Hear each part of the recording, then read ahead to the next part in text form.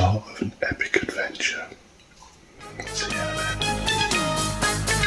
Just doing the edit for the video, and I've hit pause because I just realised that going off a bit half-cocked here. Prior to all of this, because Dan picked the car up for me in mid-December, I think it was December the 15th, it was a non-runner. So he towed it back home on the trailer, and it sat outside his place for about a month. And in the new year, he said to me, look, do you mind if I try and get it started? So I said, obviously, fill your boots. So yeah, he diagnosed that there was no spark. The distributor was absolutely toast. It just blown to pieces inside. So we got that fixed, and then addressed the fuel pump issue. So I'm just going to insert that footage now, and then we'll pick up again from where I just hit pause. All right. She put up a hell of a fight. She's gunked in there. It's a good thing you're rebuilding it, dude. But good news for you. She's got spark again. Here you go, Simon. A little bit of go juice. Lone Wolf.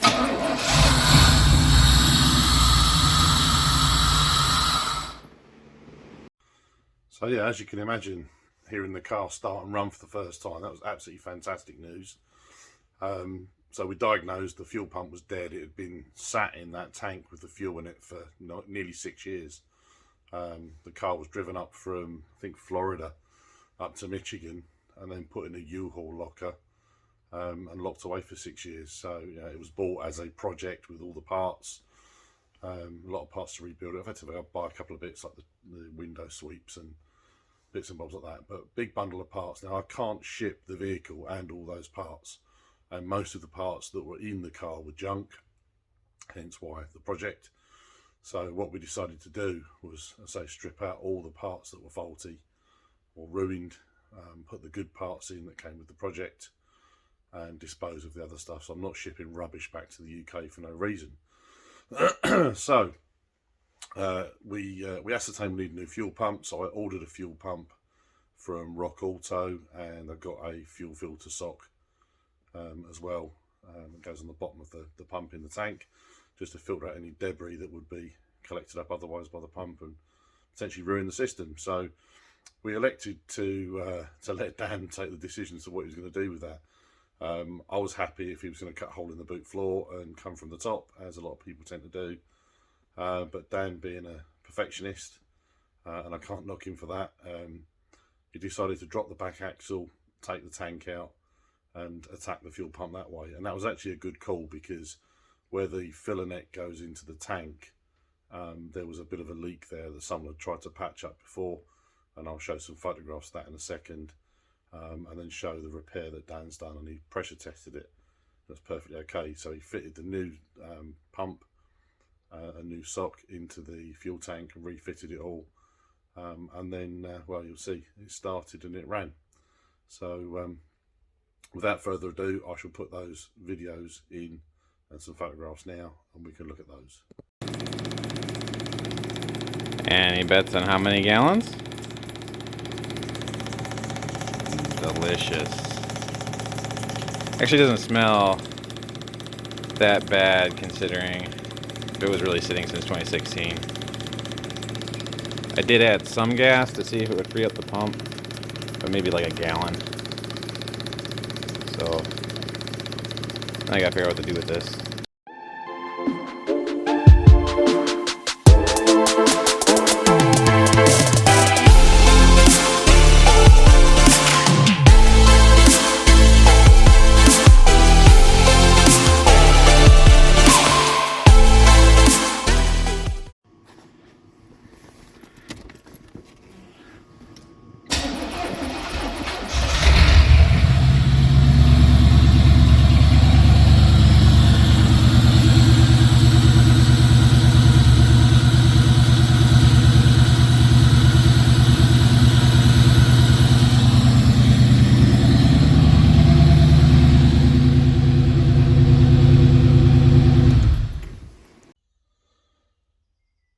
So the car started once the pump was put back into play.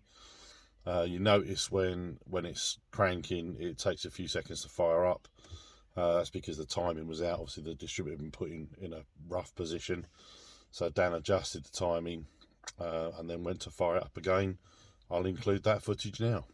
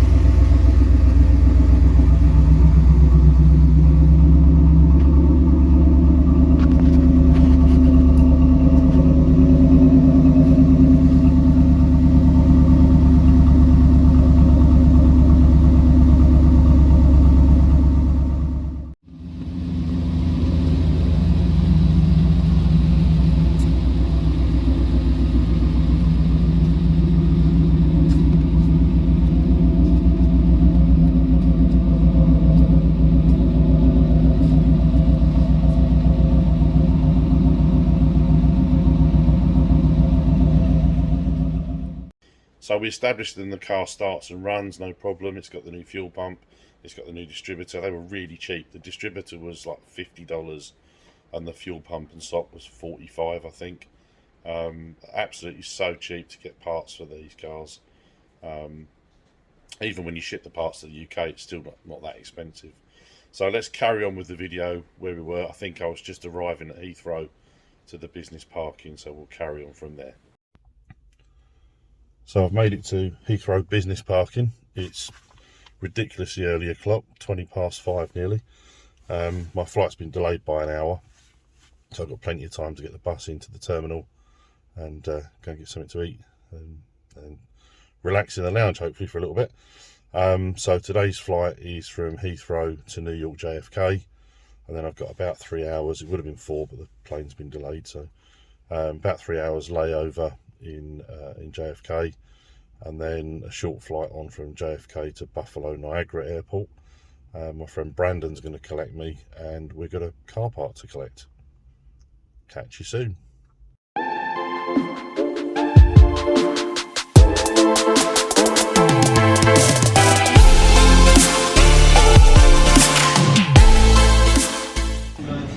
Made it to JFK okay.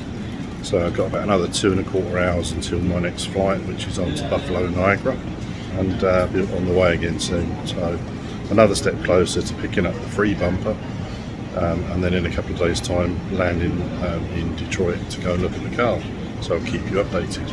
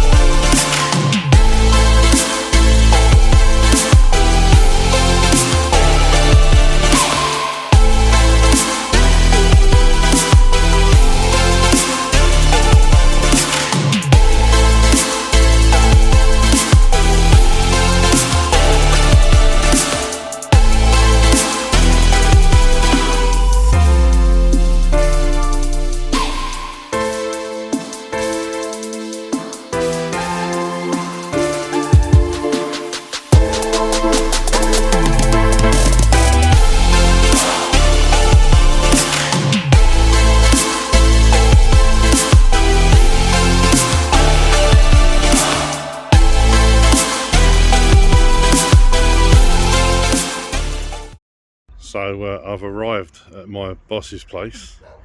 My car is just over in the background. You might have seen it on the time lapse. Hopefully the time lapse worked as I was coming in.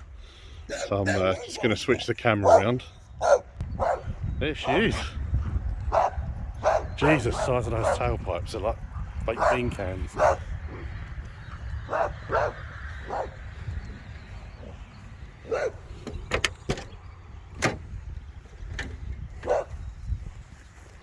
Wow.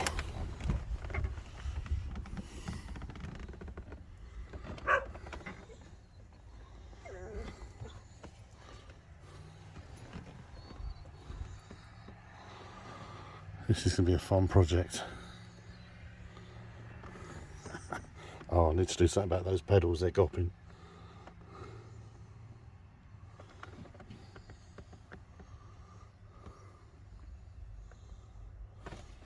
Wow. So I've had a quick look around it. I'm impressed actually, it's better than I thought it was. So yeah, the rubbers around top of the T-tops, I've got these. I've got all the T-top rubbers. I've got the rubbers that come down here. These are all well past their best. So I've got this lot. These ones, yeah, these are all crusty. So I need to replace these rubbers here. I've got the wipes for the outer part. I haven't got the inners. These are, yeah, they've been wipes too long. Don't know if that's rescuable. That seems to be broken off there. Maybe you can get these anyway, the upper parts. Hawks Motorsports do these. I might treat myself for some new ones. Door rubbers it needs, I can order those up. Everything else is kind of there. That's the bag for the T-tops. There's all my other parts that I ordered.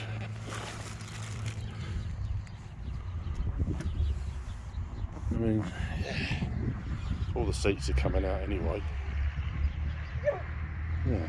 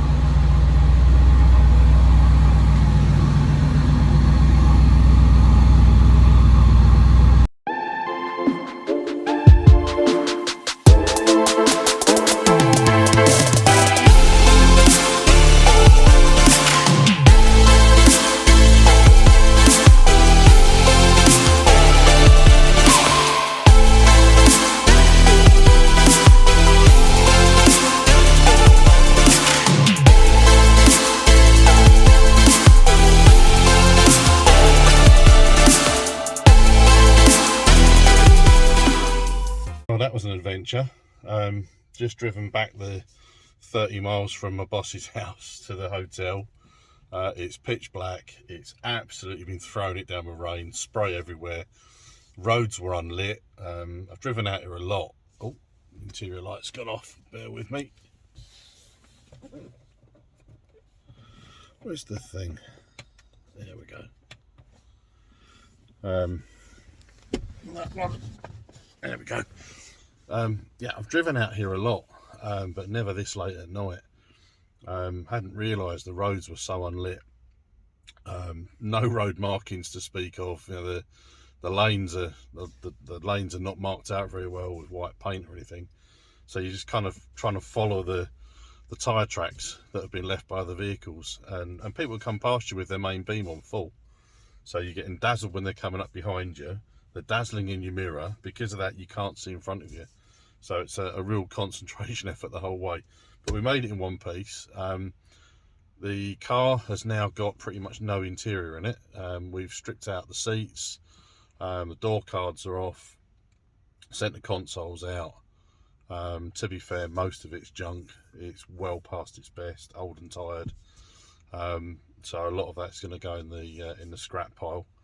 But what we're seeing underneath the carpet, as you'd see from some of the pictures, the floors are solid. There's a few scabby patches on there where obviously they've got wet at some point on the inside and started to chip away a little bit, but on the whole, for an 80s GM, it is absolutely solid.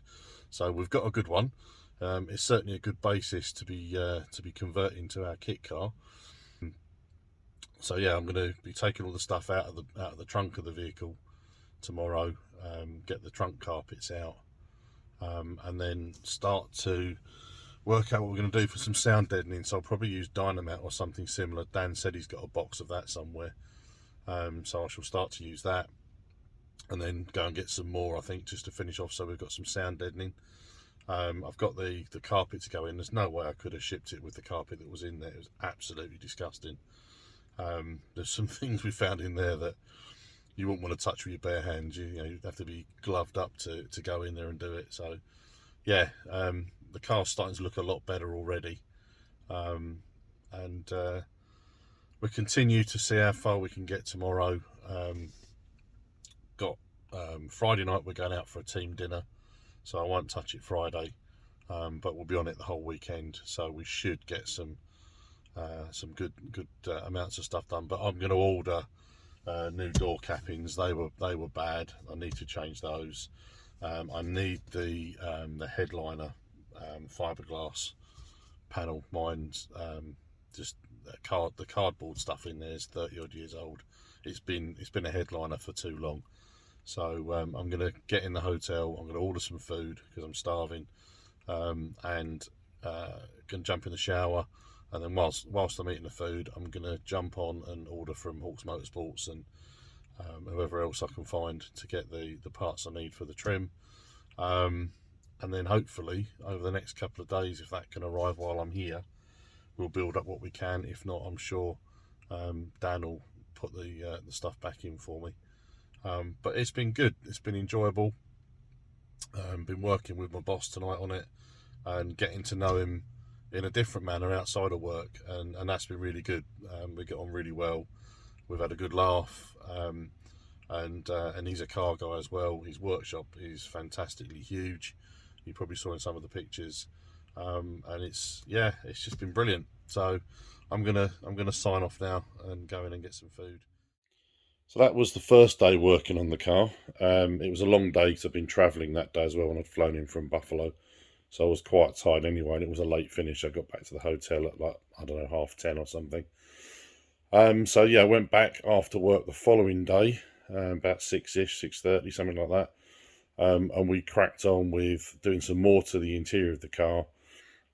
We started to lay the carpets in the boot, and then started to do some more work on the interior, and also the door cards. We started to look at those. And we changed the outer sweeps.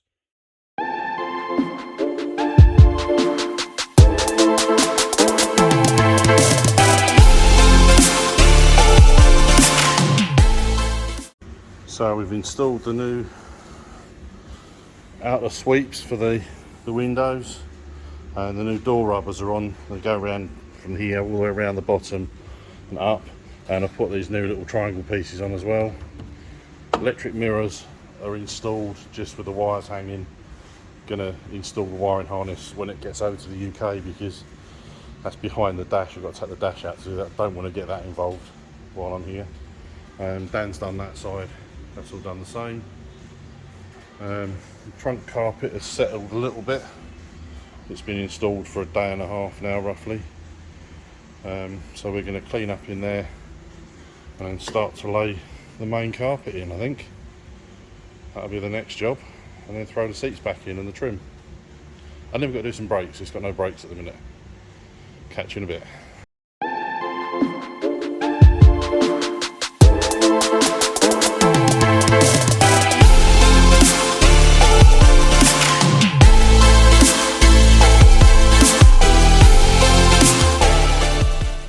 So one of the things that I noticed when I moved the car from the grass where it was parked into the workshop was that it had no brakes.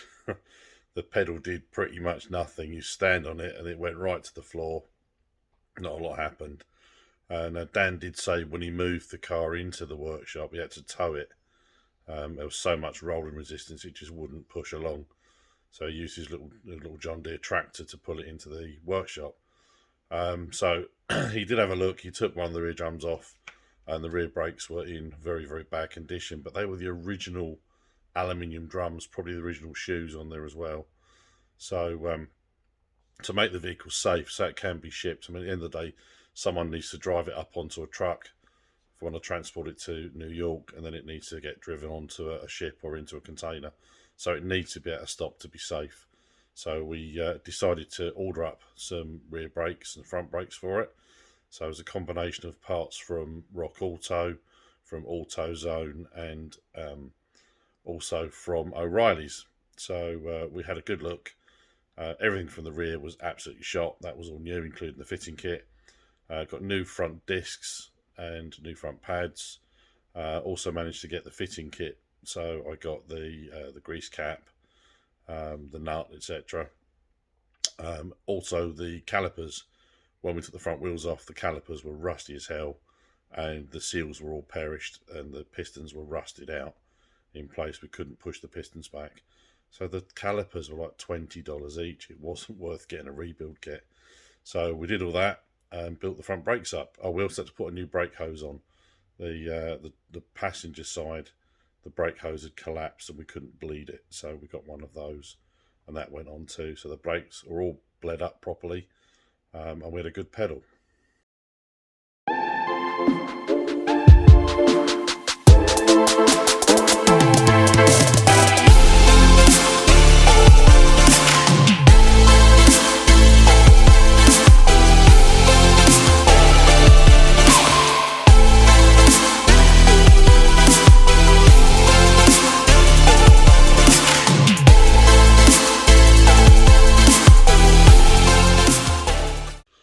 So that was Sunday. We got the brakes all on, couldn't bleed them because the front right-hand side brake hose had collapsed. We swapped out the tyres as well while we were there, just put some second-hand tyres on there, or as Rob from Salvage Rebuilds would call them, brand new second-hand tyres. Thanks, Rob. I like that phrase. So that was on just to get it to roll. It's got to get onto a truck, that end. It's got to get onto a ship and then onto my trailer, this end.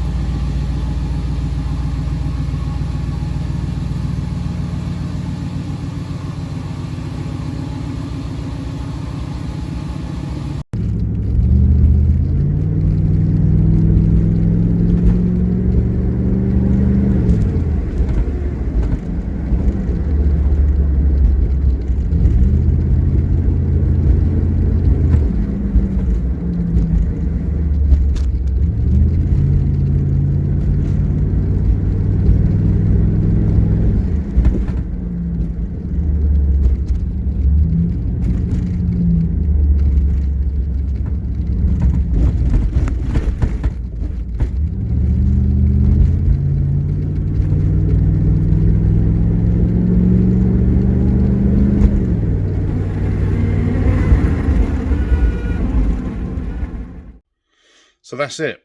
The next time I see the Trans Am, it will be when it lands at Southampton. I haven't arranged shipping yet. That will be in the next few weeks that I'll think about that. As you just saw there, Dan took it out for a little test drive to bed the brakes in. That funny squeaking noise at the end of the video there, nothing to worry about there. That was just where we got some sellotape on the T-top seal to stop any water coming in for now, and the sellotape was just rattling in the wind, acting like a reed. So yeah, there will be a video coming up on the Sierra behind me. That's my 4x4 Cosworth. I'm using that as my wedding car on Friday. Today's Sunday. So I do need to do some little jobs on that. The clutch is slipping. I haven't got time to do that. So I'll have to just drive it very gently. But yeah, hopefully you liked the video. If you're still watching now, it means you probably did. So if you did, like, subscribe and share. Please send me some comments. Try and keep it positive. It's my first video, and I'd like to do some more as I crack on with the project. There are a couple of different people doing Night Rider project videos, and they're all great. I follow those guys. They're all fantastic, and I'm hoping I can add to that community. So yeah, hopefully see you next time, and have a good one. Take care.